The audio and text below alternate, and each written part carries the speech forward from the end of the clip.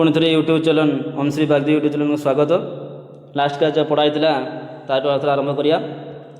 गत क्लास कराई जे राजा जो रामंकर कथा बायु झुली रही मात्रे दरबार में नीरवता बसला। राजांकर भूलता कुंचित होता। बीज बुणुवा व्यक्तिर कौन असुविधा बोली पचारते। तेणु राजा राम कहले गर्जन कर कहले तुम्हें षष्ठ को आर उत्तर कौन। Rama glanced around the court, his sharp gaze meeting and spectral eyes of the courts. Ram दाज दरबार में चारिपाखे चाहिए आर तीक्ष्म दृष्टि दरबार सन्देही आखि सब भेटिला। If one were to sow seeds without proper care, no one would reap a good harvest, he said, pausing for effect. जदि जड़े उपयुक्त जत्न बिना विहन बुणे तेरे कई भल फसल अमल करें नहीं। से प्रभावशाली भाव में अटकी गले। And what if the person had a habit of yawning while sewing. आउ जदि से व्यक्ति बुणिया समय हाई मारिया अभ्यास था तेरे कौन है। Would not the seeds scattered unevenly. कौन विहन गुड़िक असमान भाव में साड़े बिथिज ना कि बोले से कहले। The court erupted into laughter, the earlier scrims replaced by the genuine amusement. The court ररबार हसरे पशिगला। पूर्व व्यंग प्रकृत मनोरंजन में परिणत होगला। Even the king cut off guard and cited intensely yawned. राजा मध्य निश्वास मारले एवं सहजात भाव हास्य रस गले। Rama watched the him keenly. Rama पूरा अत्यंत उत्साह सह देखुला।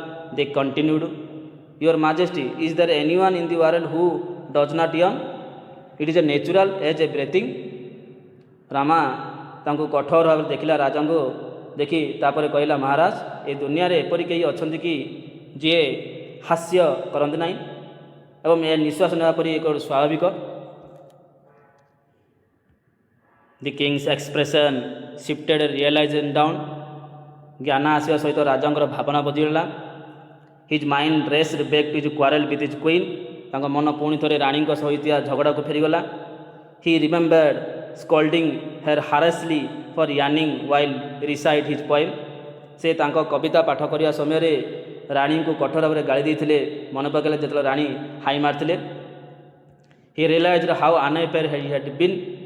से बुझीपारे जे से केते अन्याय कर राणी प्रति। If I had known that yarning was not a sign of disrespect, I would not have taken her gesture so personally, he thought and regret feeling his heart. से कहले जदि मु जानी था जे राणी असम्मान लक्षण नुहे कि मत असम्मान करना तो मुझे इंगित को एत व्यक्तिगत नहीं न था। से भाविले जे हृदय में दुख प्रकाश कले। That evening the king approached the queen with a soften expression. से दिन संध्यार राजा नरम मुखमंडल भाव में शांत भाव सहित राणी पाखक आसिले।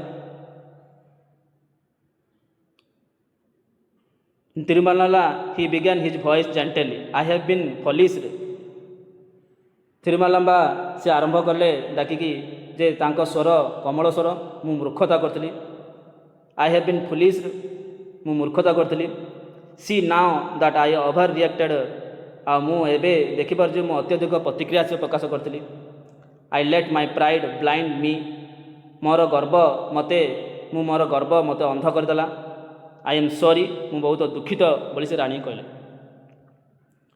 The queen who had longed for this moment smile and replied. यही मुहूर्त पर अपेक्षा करता राणी हसी हसी उत्तर देले, इफ यू लाइक, जदि तुम्हें चाहूच, we can live with this quarrel behind us. आमे ये झगड़ा को छाड़ी पारू। I would very much like to listen to your pen. मु तुम कविता शुणा को बहुत पसंद करे। Rama who had structured this settlement felt victorious. Tenaliram ji के समस्त विवादर समाधान करते से निजक विजयी मन कले। The king and the queen later presented him a valuable gifts for his service. राजा राणी पर सेवा मूल्यवान उपहार प्रदान कले। The royal couple's bond was restored and the palace brimmed once again with joy and laughter. Raja Rani मध्य पुणी थे संपर्क भल होगा एवं प्रासाद पुणी थे आनंद भर्ती होगा, हसरे भरीगला। ଯଦି ୟୁଟ୍ୟୁବ୍ ଚ୍ୟାନେଲ୍ ଆସିଥିବ ଲାଇକ୍ ସବସ୍କ୍ରାଇବ୍ କରିବ। ଆର ଯେଉଁ ପୂର୍ବ ଭିଡ଼ିଓ ଯାହା ଦେଖିବାକୁ ଯିବ ବୋଲେ ପ୍ଲେ ଲିଷ୍ଟ ଯାଇକି ଆମେ ଦେଖିପାରିବ।